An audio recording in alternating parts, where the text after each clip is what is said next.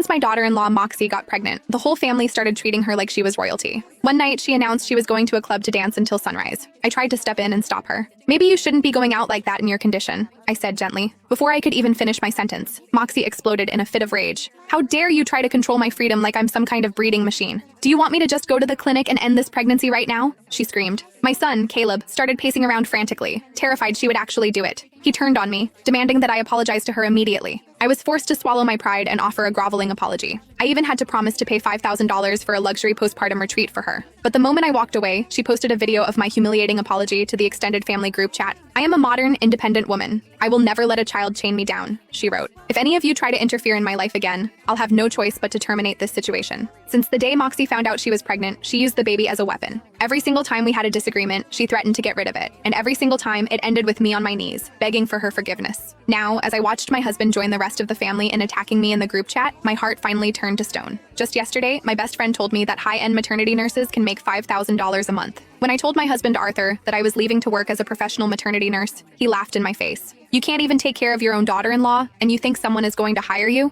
Who would want a failure like you?" Caleb sneered, backing up his father. "Exactly, Mom. You think money is that easy to make? Stop embarrassing us and just stay home." I didn't say another word to them. I walked straight into my bedroom and started packing my bags. When they realized I wasn't joking, their mockery turned into pure fury. Caleb charged into the room and snatched the clothes right out of my hands. "Mom, you're way too old to be acting out like a teenager. Can't you just be quiet for once? You were the one in the wrong anyway." Apologizing was the right thing to do. Arthur stood in the doorway, his face dark with resentment. "The house is a mess. The laundry isn't done, and dinner isn't even started. Where do you think you're going? Moxie is carrying the next generation of our family. She needs someone to wait on her. Are you really going to destroy this family just to satisfy your ego?" The insults from my own husband and son cut through me like a serrated blade. It hurt more than I wanted to admit. Ever since I married Arthur, I had been the family workhorse. I took care of his parents, then I spent decades taking care of him and Caleb. I never had a career of my own. In their eyes, I was a useless servant who relied on them for every scrap of food. When Moxie joined the family, it got even worse. They treated me like some kind of wicked stepmother from a fairy tale. If I showed even a hint of concern, I was accused of violating her human rights. She made it her mission to publicly judge me in the family chat at every opportunity. When I suggested she wear a coat during a blizzard instead of a miniskirt, she called me a sexist relic who hated women's fashion. When I introduced her to neighbors as my daughter-in-law, she screamed that I was treating her like property instead of a person.